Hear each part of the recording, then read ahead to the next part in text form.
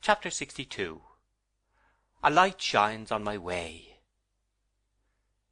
The year came round to Christmas time, and I had been at home above 2 months. I had seen Agnes frequently.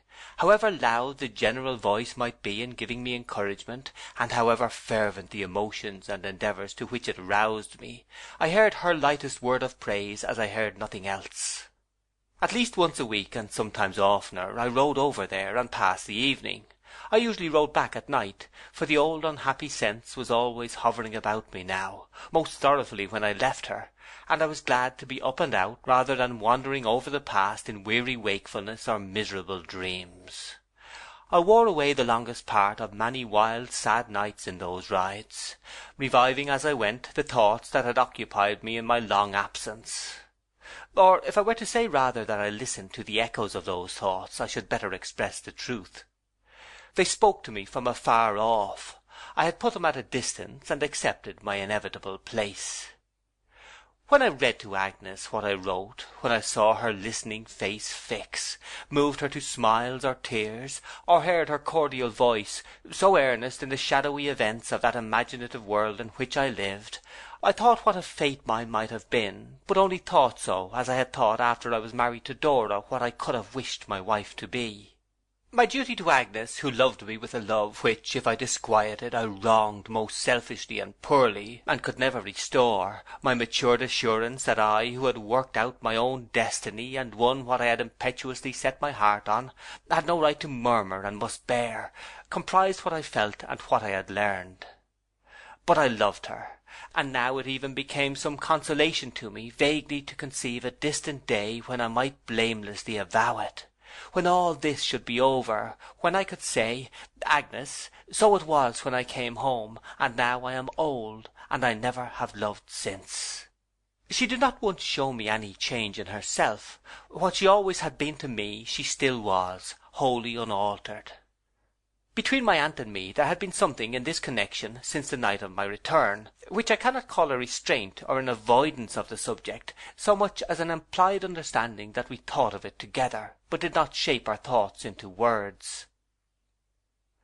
When, according to our old custom, we sat before the fire at night, we often fell into this train, as naturally and as consciously to each other as if we had unreservedly said so.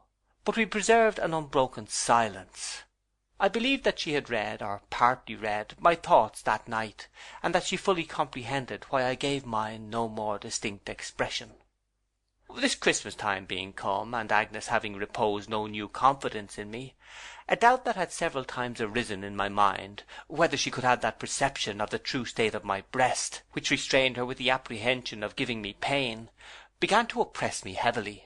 If that were so, my sacrifice was nothing, my plainest obligation to her unfulfilled, and every poor action I had shrunk from I was hourly doing.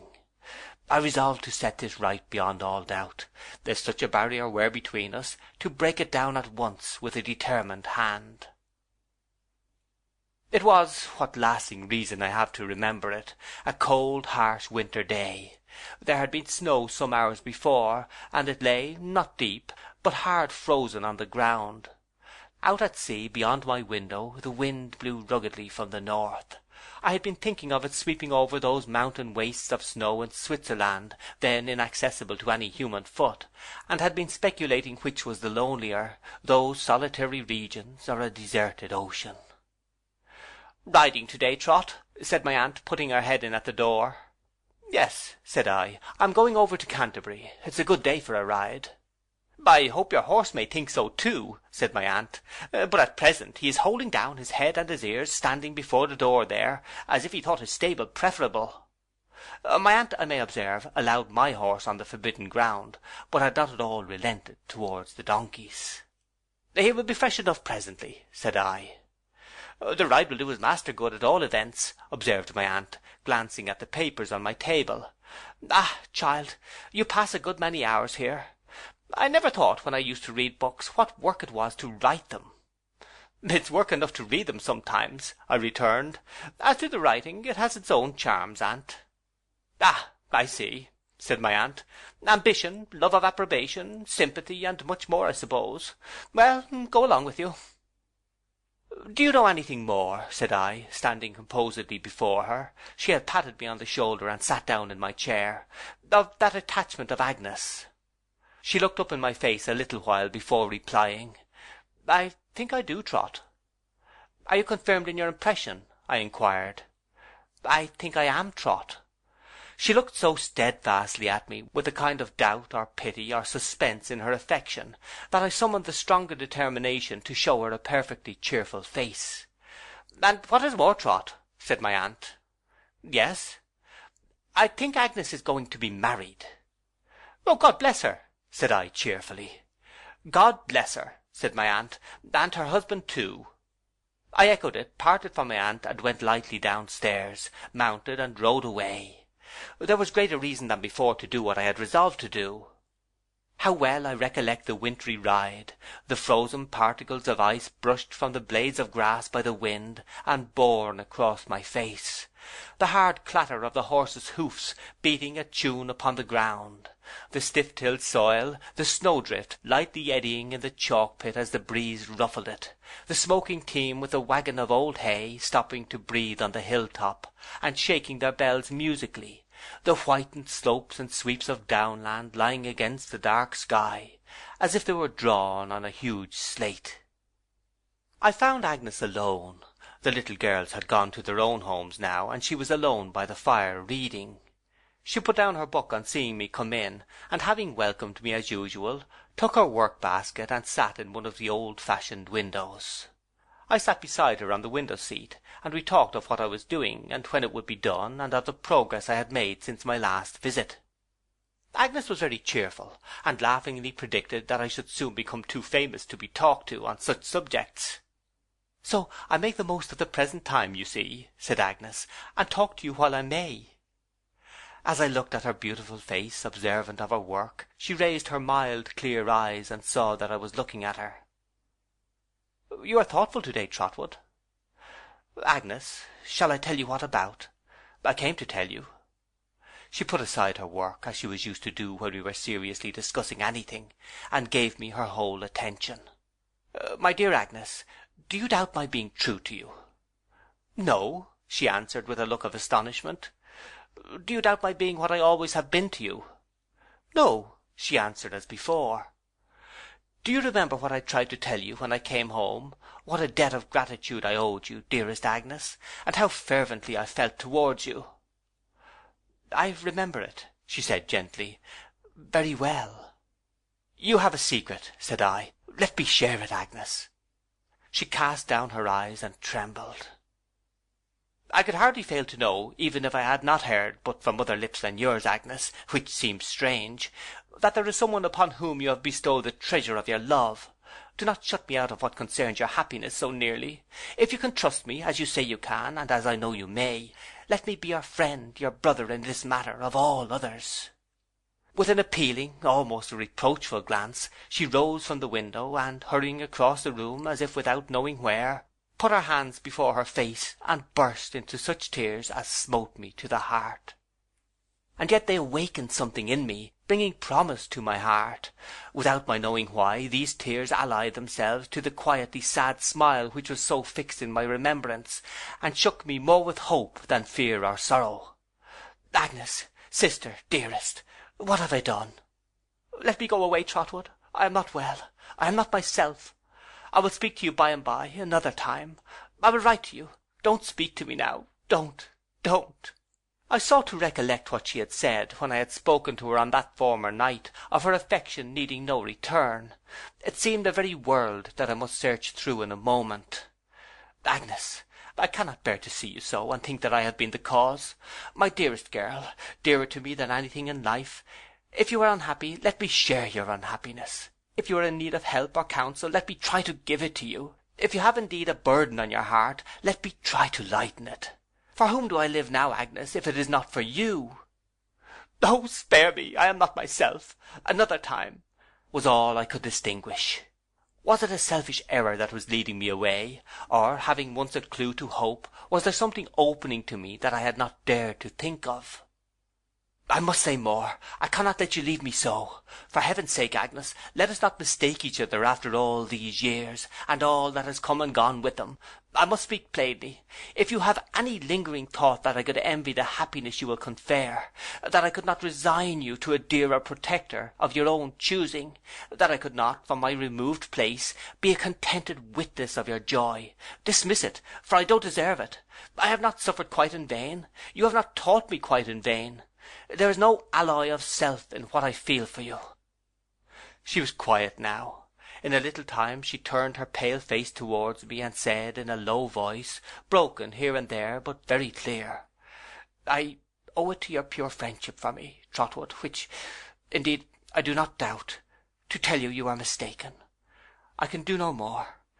If I have sometimes in the course of years wanted help and counsel, they have come to me. If I have sometimes been unhappy, the feeling has passed away. If I have ever had a burden on my heart, it has been lightened for me. If I have any secret, it is no new one. It is not what you suppose. I cannot reveal it or divide it. It has long been mine, and must remain mine.' 'Agnes, stay a moment.' She was going away, but I detained her. I clasped my arm about her waist. 'In the course of years? It is not a new one? New thoughts and hopes were whirling through my mind, and all the colours of my life were changing. Dearest Agnes, whom I so respect and honour, whom I so devotedly love, when I came here today I thought that nothing could have wrested this confession from me. I thought I could have kept it in my bosom all our lives, till we were old.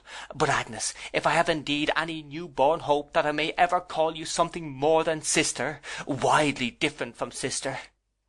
Her tears fell fast, but they were not like those she had lately shed, and I saw my hope brighten in them.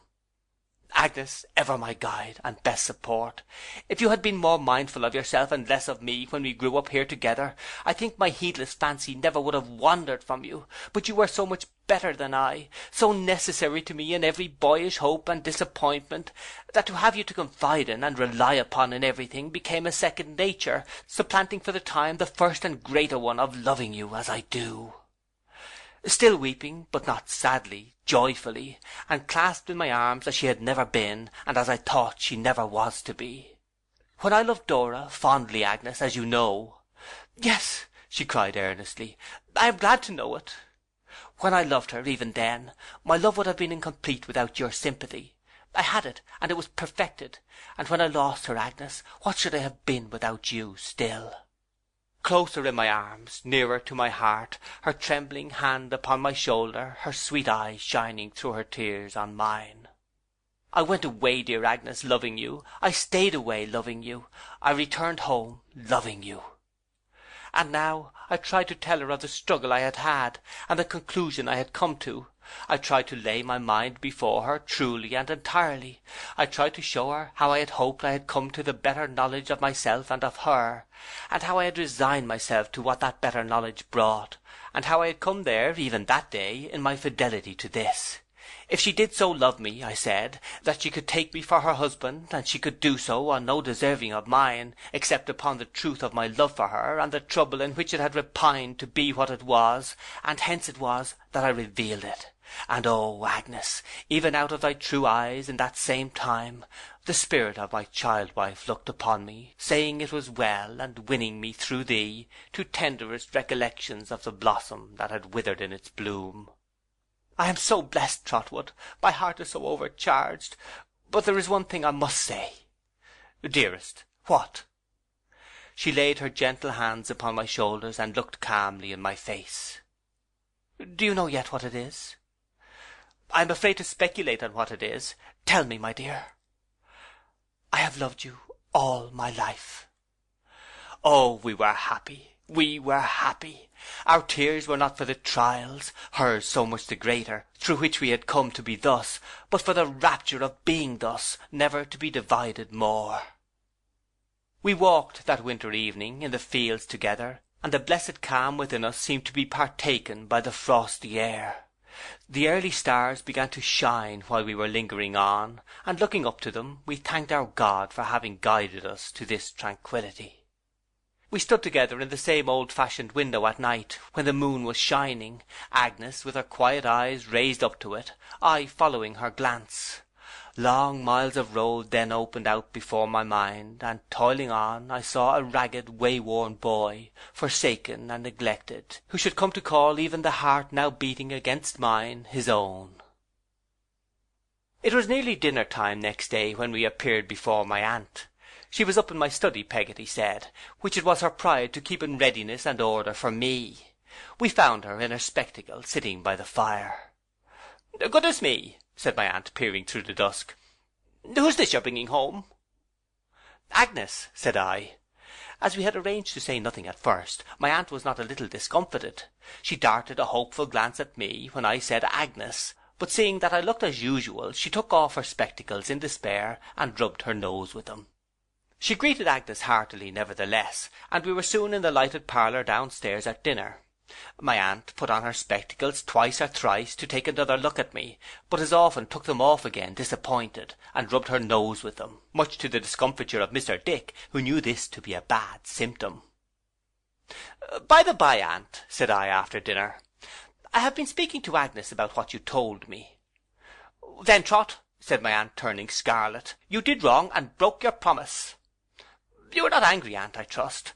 I am sure you won't be when you learn that Agnes is not unhappy in any attachment." "Stuff and nonsense," said my aunt. As my aunt appeared to be annoyed, I thought the best way was to cut her annoyance short. I took Agnes in my arm to the back of her chair, and we both leaned over her. My aunt, with one clap of her hands and one look through her spectacles, immediately went into hysterics for the first and only time in all my knowledge of her. The hysterics called up Peggotty. The moment my aunt was restored, she flew at Peggotty, and, calling her a silly old creature, hugged her with all her might. After that she hugged Mr. Dick, who was highly honoured, but a good deal surprised, and after that told him why. Then we were all happy together.